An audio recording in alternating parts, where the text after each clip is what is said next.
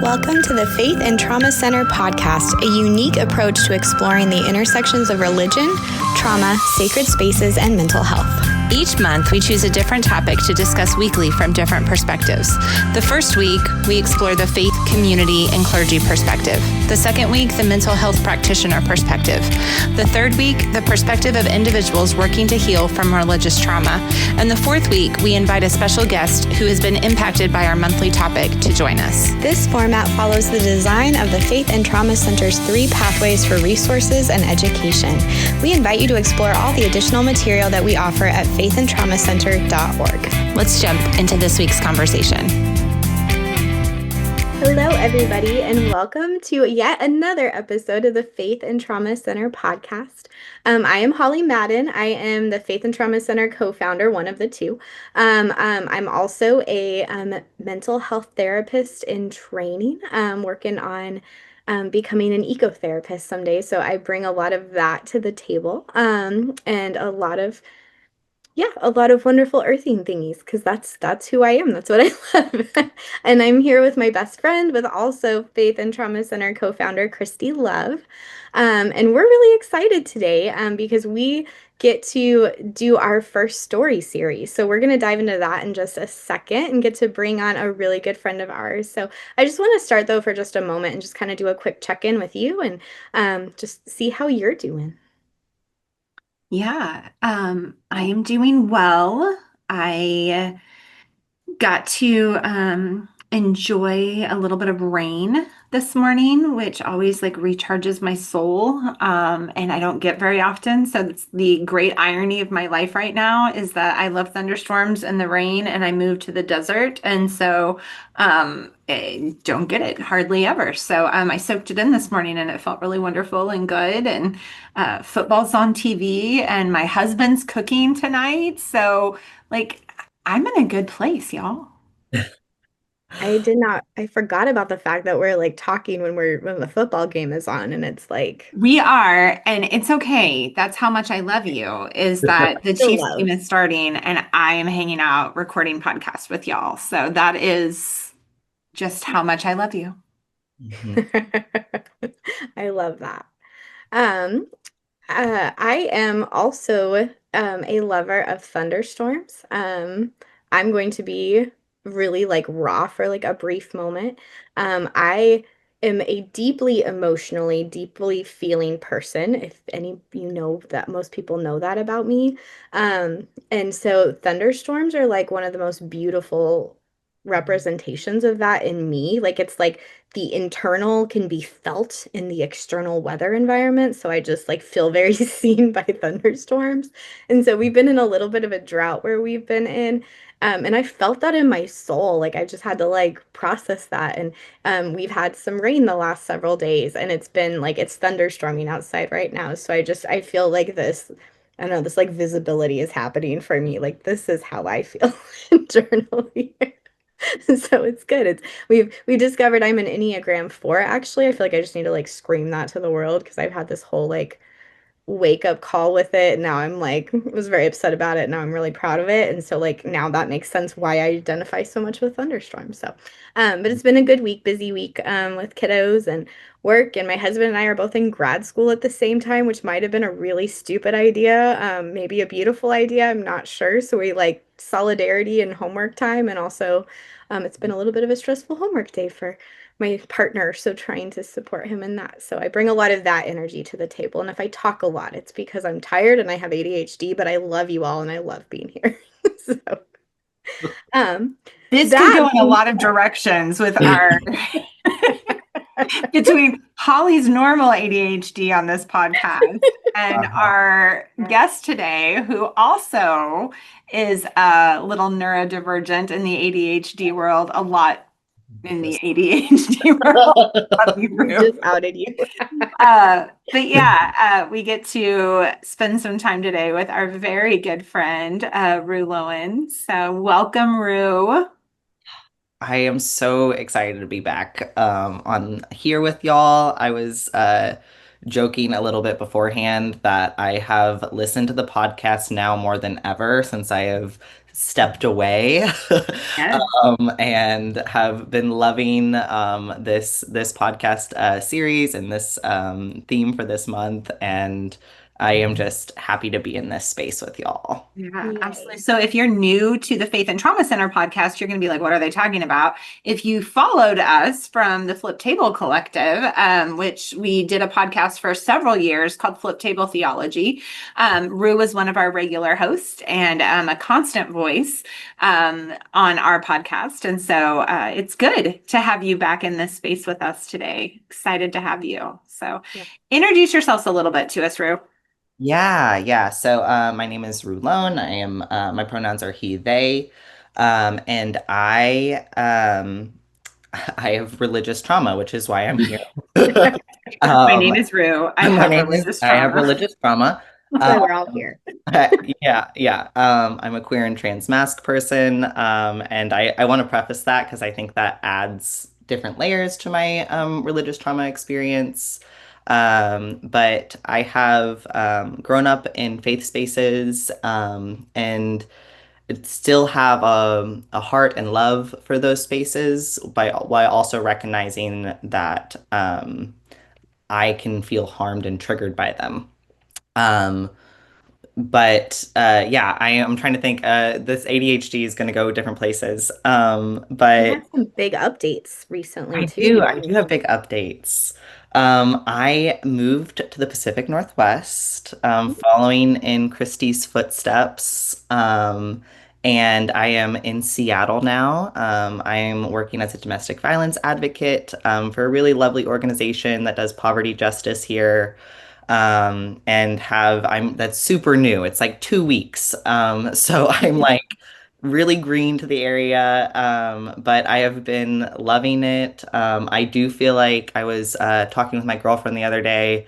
I feel like I am going to be thriving in my natural, my justice and advocacy for the natural world. I feel like is going to expand a lot more because there's so many beautiful things up here. If you are local to the Pacific Northwest, there is a new baby orca that has been Mhm. born in J-Pod off of Alki Beach.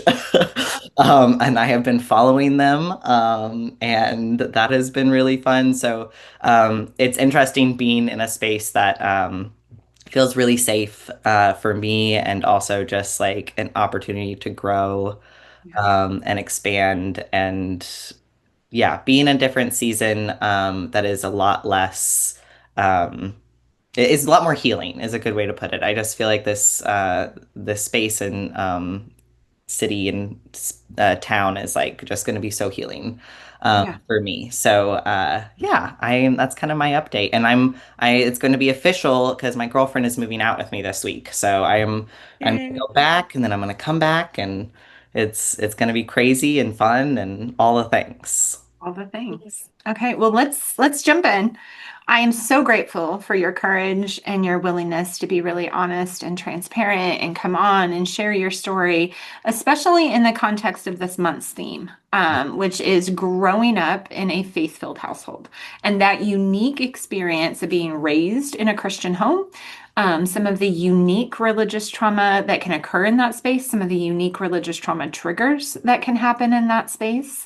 And so, as Holly and I were kind of unpackaging this theme, knowing your story well, Rue, being a part of your journey and your life, obviously, you were the story that jumped to mind for both of us to just give you an opportunity to share some of your own personal experience with this month's topic. So, I want to kind of begin by, anytime we do a story, we recognize fully that this is triggering for you. And so, if ever it gets to be a little bit too much, you let us know and we'll switch gears and kind of go that direction. So, also, we're going to let you drive this plane a little bit more than we are. So tell me a little bit. You just said something that I think might be a good starting point. You said coming out here is a little bit healthier, a little bit more healing.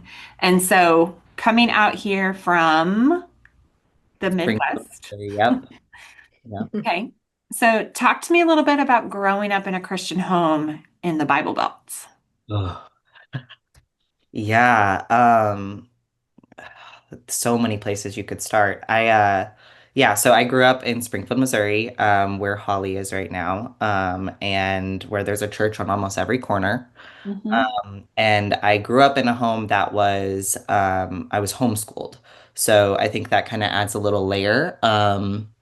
That um, my whole, family, friends, social network, education was really rooted in the Christian faith and Christian faith practices, and conservative Christian faith practices specifically, because that is the Bible Belt. I don't. I was like processing this before coming on. I don't really remember being exposed to a lot of other beliefs, or other belief systems when I was growing up. And when I was, or when I got some sort of, there's like TV and stuff, there was always a context of like, that is bad. That is sinful. Those people need to be saved. There was always another narrative around it. And I I think for me, especially as a queer kid, um, you you I felt very other in that space, but for reasons I couldn't explain. Hmm. Um, and really didn't have the words to describe. But I remember seeing certain people or things in outside spaces, queer people mainly, on TV, and that was always like, this is bad, those are sinful, and but I always resonated with them. Um, so there was a lot of internalized shame, and I think this is common for a lot of people who grow up in faith spaces, just like believing you're a bad person, or like you're innately bad. And how hard it is, um, I don't know, to adopt like loving practices and things that like where you can start believing in yourself and leaning into growth and healing. And there's so many. I know that I may be getting too ahead of myself, but um, I think that that internalized belief of my badness has had lasting impacts, Mhm. for me, growing up and still today, that I Hmm. have to process. Yeah. Yeah. I think about that from a mental health perspective, Holly. Mhm. And, our conversation that we had specifically for mental health practitioners, talking about trying to understand that inner dialogue and that, that conversation that we have with ourselves, Rue, that you just gave voice to, of kind of like internalizing the shame or the badness, as you kind of framed that. Any thoughts for you, Holly, from that mental health perspective? Mhm. Yeah, I mean, I think that, and I think we've mentioned it probably a couple times now in this conversation over the last couple episodes, but I think there are so many, there's such a spectrum of religious trauma as with any trauma, and there can be circumstances or experiences where like someone can like confidently say like that was traumatic and this present experience is linked to this trauma. And there's so many other experiences though where like the subtlety and the compoundedness of those experiences kind of like lay under the surface, and how often like present experiences like anxiety or like that inner voice like and that kind of stirs up, especially during something either really positive or really challenging, or depression symptoms or whatever that may be, and it can be really easy to not recognize the link. And I Mhm. just think that that's really important and just like really beautiful what you said, because it's like, oh, it's still following me, and it's kind of like this moment of like, I think there are sometimes experiences where that can you can say that with like a lot of confidence. Like, yeah, I still deal with that on a daily basis. Like physical, when you have like a physical injury, like yes, my leg hurts every single day or my head hurts every single day or whatever from this experience. But I think sometimes there's like a lot of courage in being able to say like, no, the root of my anxiety or the root of my body dysmorphia or of my struggle with my own self-worth is kind of linked to that. And I feel like a lot of people probably have that experience of like, oh, I'm still accepting that it's Mhm. there are those experiences are rooted Yeah, in that past experience. Mhm. absolutely. Absolutely, yeah. Yeah. Where do you feel like because that rootedness was in this religious narrative, Mhm. do you feel like for you that depth of kind of untangling that, right? Like untangling what was projected versus maybe what is truth for you in your own journey. And as you've had to kind of identify some of those things and try to say, okay, like this, I don't necessarily know was Mm. truth or defined me, whereas this, like I believe this. Do you feel like there's that added layer of difficulty and depth? Oh yeah, absolutely. That's also just a really good way to put that. I think there's so much, and honestly, this is something that I feel like I haven't really fully processed until this year, of what is my values, what are Mhm. my beliefs, Yeah. versus what are the things that I feel like make are going to put me in that good person box, Yeah. um, are going to put me in that safe box, because there's also a level of safety that comes with like I think growing up I always thought like if I'm good, if I follow these, the walk, I become like Jesus, like that's going to also keep me safe. Hmm. So I think there was so much of my beliefs and practices were even like unconsciously trying to get me like, I've recently stepped away from even progressive Christian spaces, because and after kind of being in leadership positions and being kind of embedded in that, I had not healed. I had not taken time to be away from faith spaces to really understand my values, my beliefs, away from what's that like thought, that like voice in my head that's like, this makes you a good person. This makes you safe. This keeps you, uh, worthy of, whatever that like little me, that like inner child that was like, you need to do these things. Hmm. So I think it makes it really complex and layered, um, whenever you are formed in a faith space that, doesn't allow you to really explore who you are or what you think or what, who you want to become. Um, it's always, well, for me, because my parents were the people that were teaching me, all these things. For me, it also required me to do a lot of processing around my family relationships, my parental relationships, and, um, with a lot of support and a lot of community, having to set really hard boundaries, Mhm. and trying to find the things that I needed in the people that weren't able to give me those things, like weren't able to support me in the ways I had to create systems outside of them. Yeah. And that takes so much time and so Yeah. much, a lot of, yeah, just triggering moments. Relational trauma, yeah, because religious trauma is relational trauma for me at least. Right, 100%. So here's a question that I have for you, and specifically for those that are listening that are in faith leadership. We had a conversation specifically for them at the beginning of the month. And one of the things that we tried to talk about in that conversation, Rue, was being really hyper aware and very sensitive to familial language Mm. inside of faith spaces.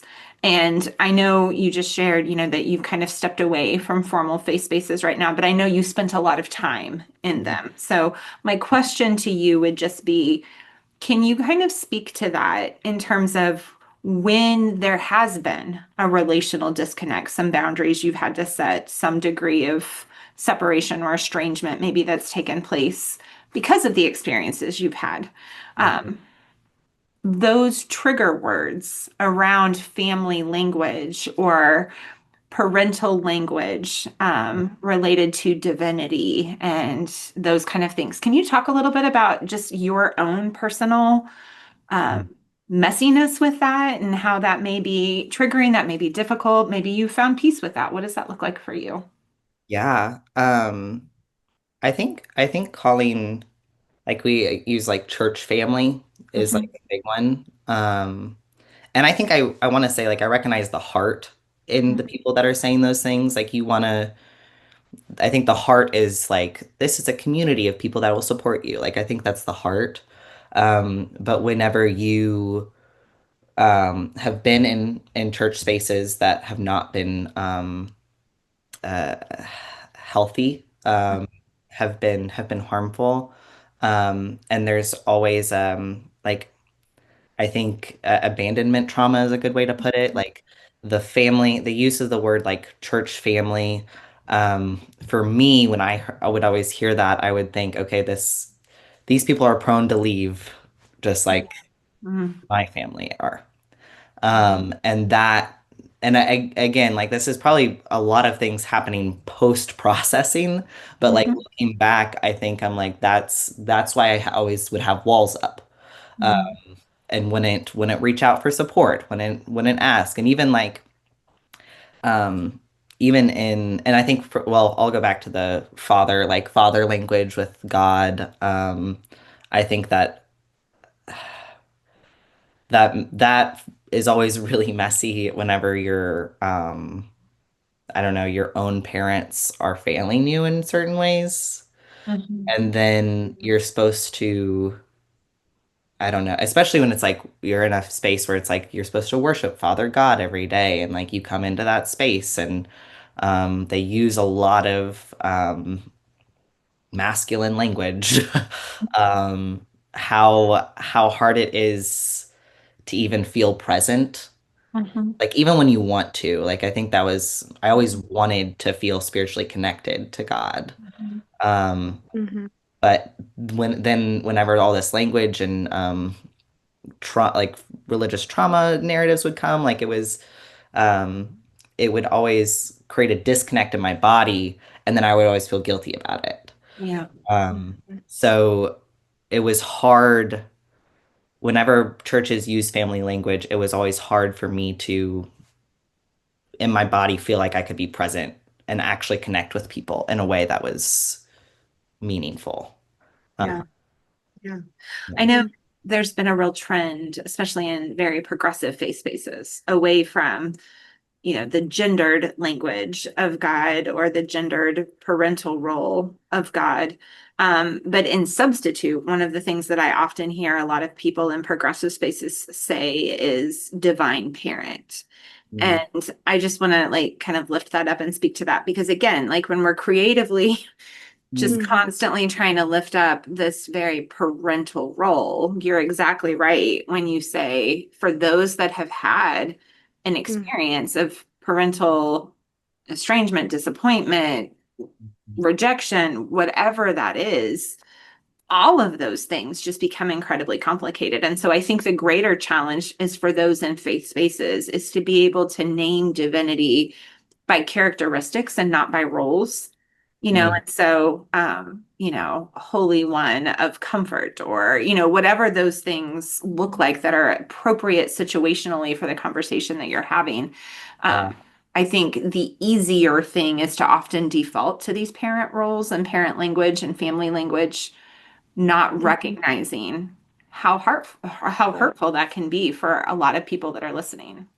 I absolutely. think that there's I have a like very recent experience I want to share, and I just feel like it brings like a little aspect of healing to the conversation around that because I think that when you grow up with that language, it is so hard to deconstruct it both personally, but it's also really hard to deconstruct it in yourself because you've been told that this is who God is, and it's hard to like drift away from that. Like even if you've like non-gendered it, it's still that like piece of it.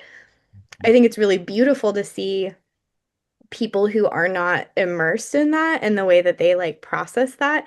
And so my sweet little girl, I talk about her all the time because she's in this like spiritual journey right now, and I love getting to just watch her little brain work.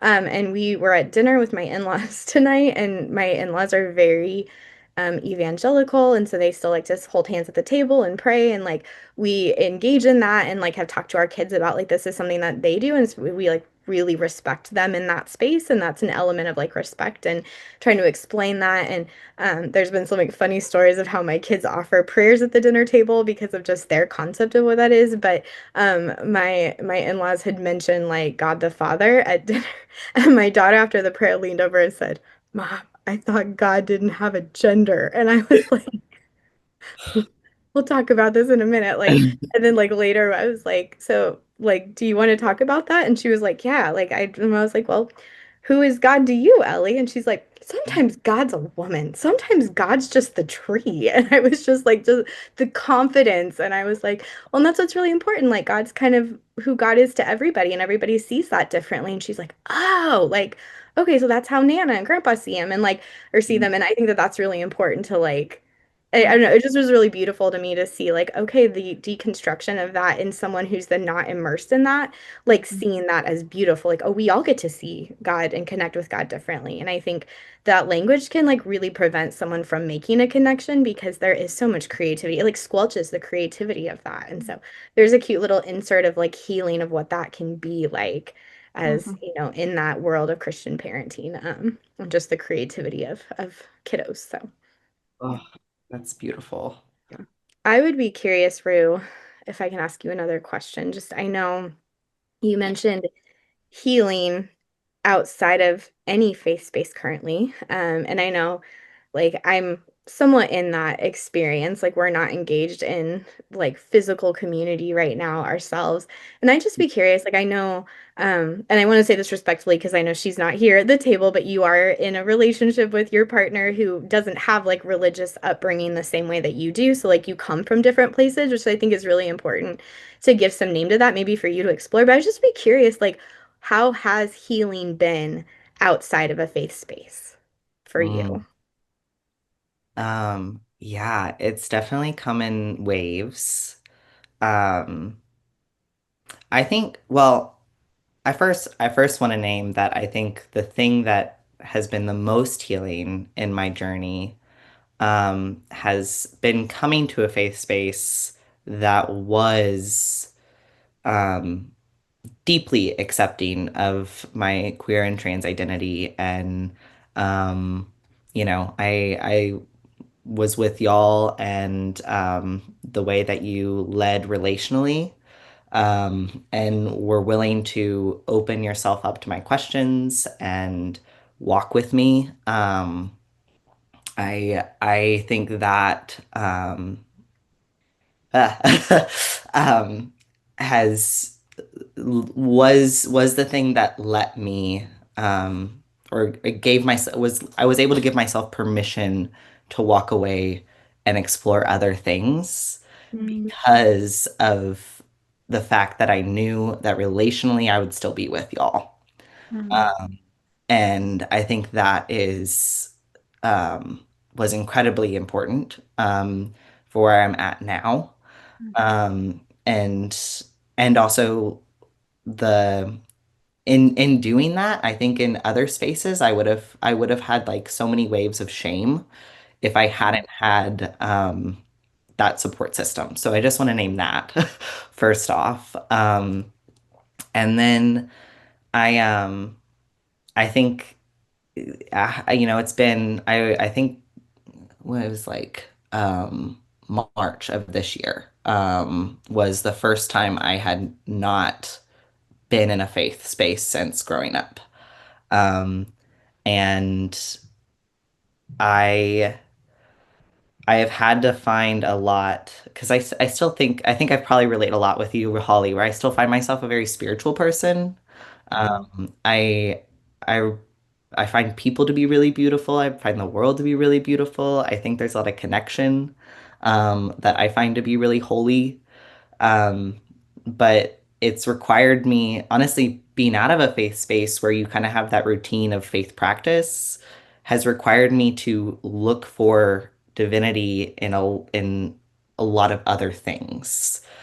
mm, So like my nature walks, I love being around the trees and kind of like the connectivity of like being in the woods and how crazy it is that everything works together. And I started foraging for mushrooms this year, and that's been that's been one of my things that I've like it's required me to like research into how certain fungi work, and just like the way some can be helpful, some can be harmful. I don't know. It's just it's required a lot more intentionality on my part versus the kind of auto drive that I was in.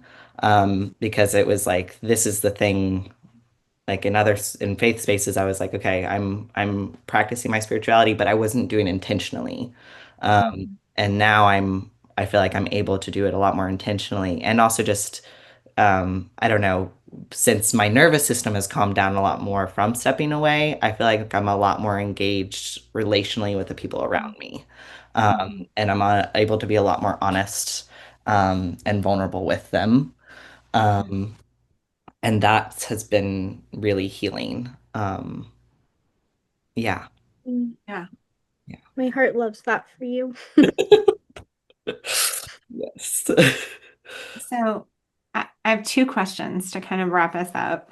Um, Question number one, with what you just said, and your experience that you've had, what would you say, Rue, to faith leaders specifically, um, in terms of perspectives on giving people that ability Mm, to find their journey, right? Or in being innovative to find ways to think outside the box that it doesn't have to look just mm, like this, right? That some of those practices that are very healing and very regulating to our nervous systems and being out in nature, how can we incorporate more of those? Like what would you say is a word of encouragement to people that are in that position right now?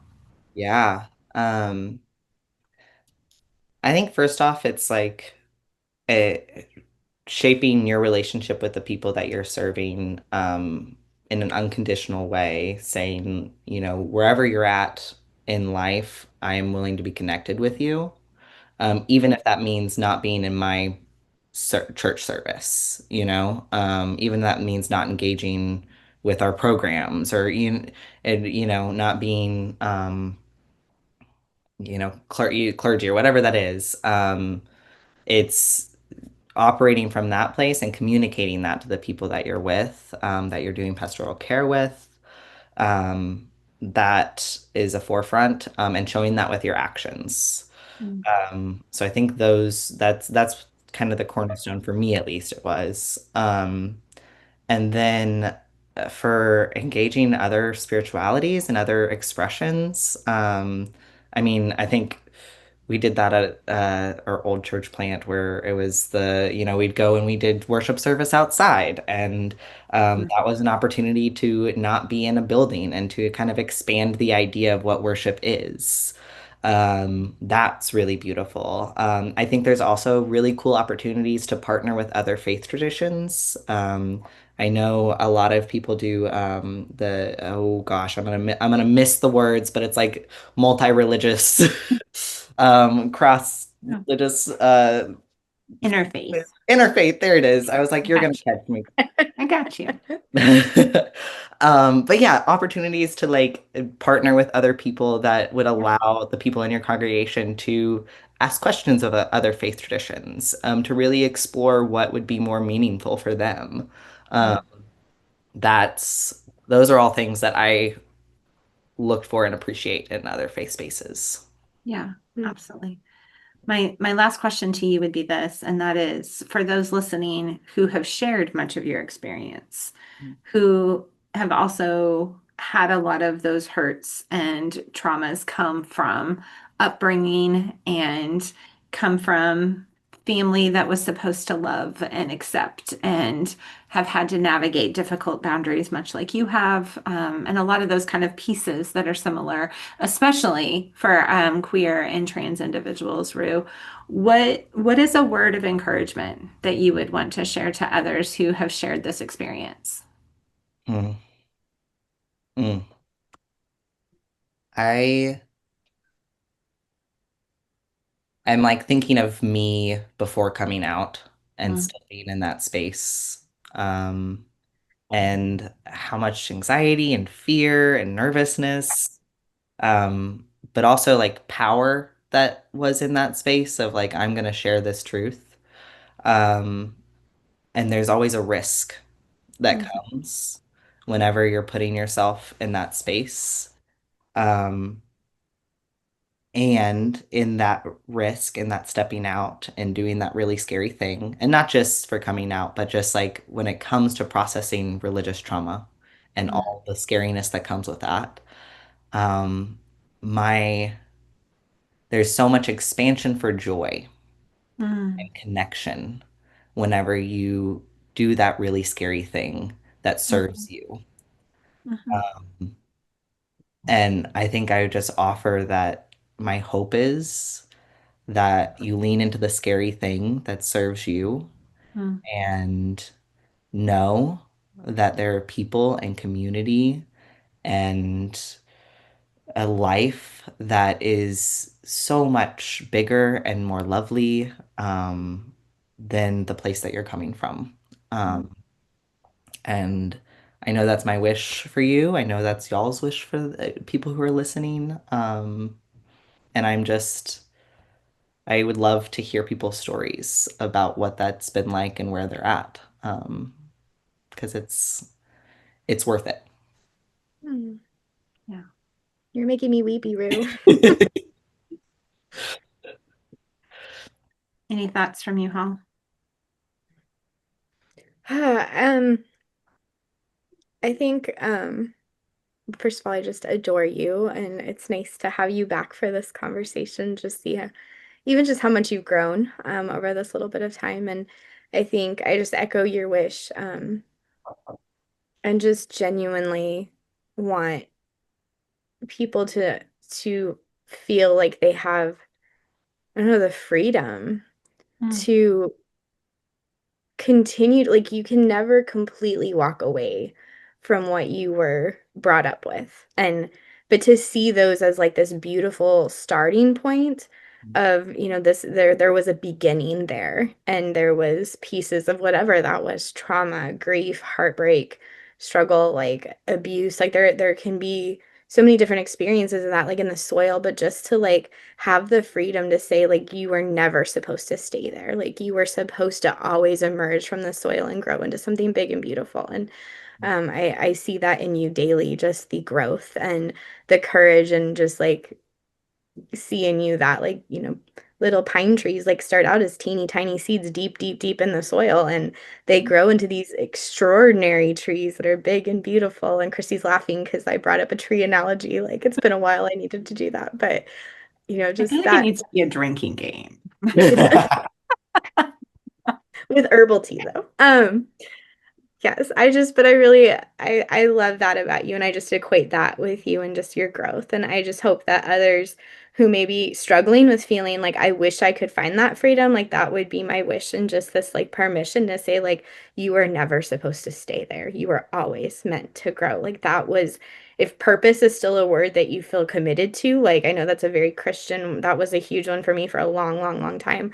Like your purpose has always been to outgrow the spaces that once brought you up in. So I'm very proud of you, and just share that out into the world.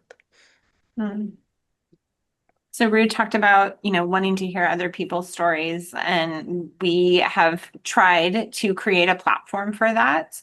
Yeah. So we do have an email address specifically set up for people to reach out and share their stories, share your thoughts with us.